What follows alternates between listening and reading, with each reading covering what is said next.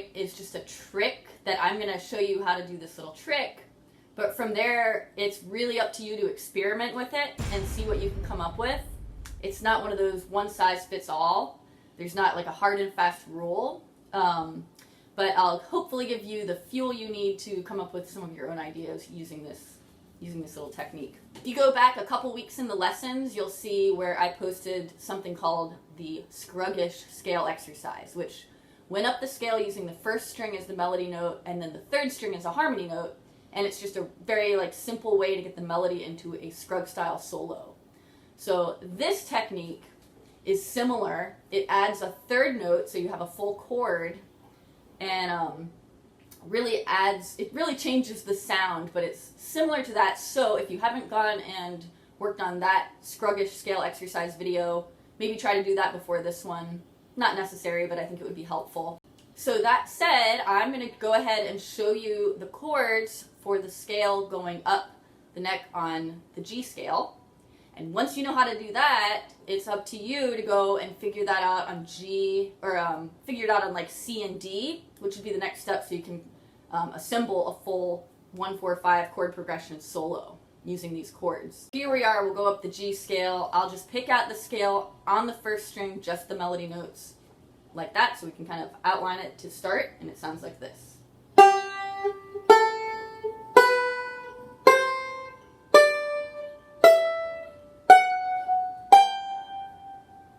So we'll put chords with that. First one is easy, it's just the F-shaped G chord.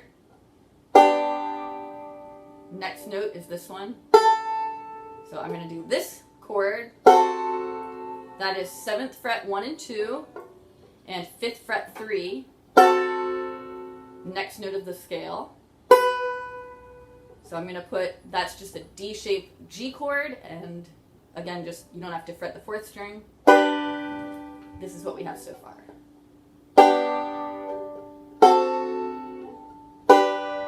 Next note of the scale.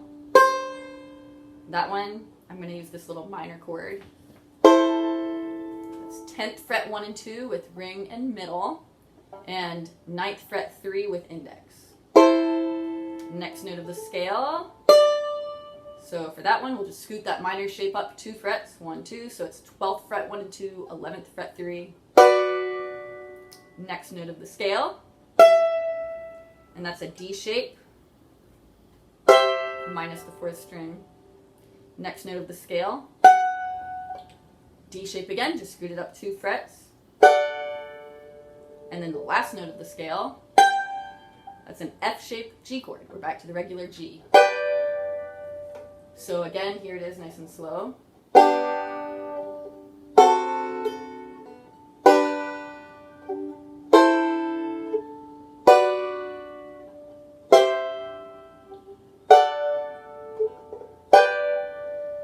So after you've gotten really comfortable going up and down the G scale with those chords, then you want to go and on your own, this is half the reason this is a good exercise, is because it limits up your own creativity. On your own, you need to go and try to find those chords for C and D. So I'll give you a little hint. I don't want to break it all down for you, but relative to each other, the chord shapes stay the same. So we started on this F shape, and the next one was the 7th shape, and then to a D shape, minor, minor.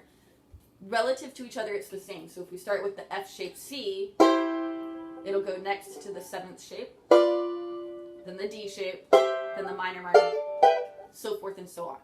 So mess around with that yourself, get really comfortable with G, C, and D, going up and down the neck on all 3 of those, and after that is the fun part. Pick out a very basic bare bones melody. You can pick out a whole tune, but I would suggest starting with just the first phrase. So I did You Are My Sunshine, and I would just start with something like this. And then plug in the chords that go with those melody notes.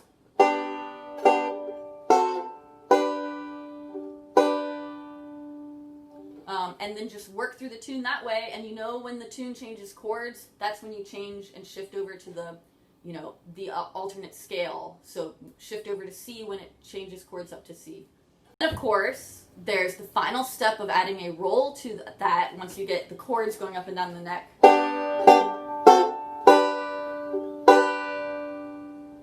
So, again, this takes some creativity and it takes some figuring out on your own. There's never going to be like one perfect roll pattern that's going to work for any one melody. But I can give you some hints. You know, when you have a short note, there's nothing wrong with just pinching. So this is a quick sequence of notes. Those you really don't have time for a roll, so no shame in just pinching. It sounds cool too. But then once we get up here, it hangs on those two notes. So here's a roll pattern that tends to work pretty well for, you know, when you sustain on a note like that. I did a 1, 3, 2 pinch, and then 3, 1, 3, 2, 1, 3.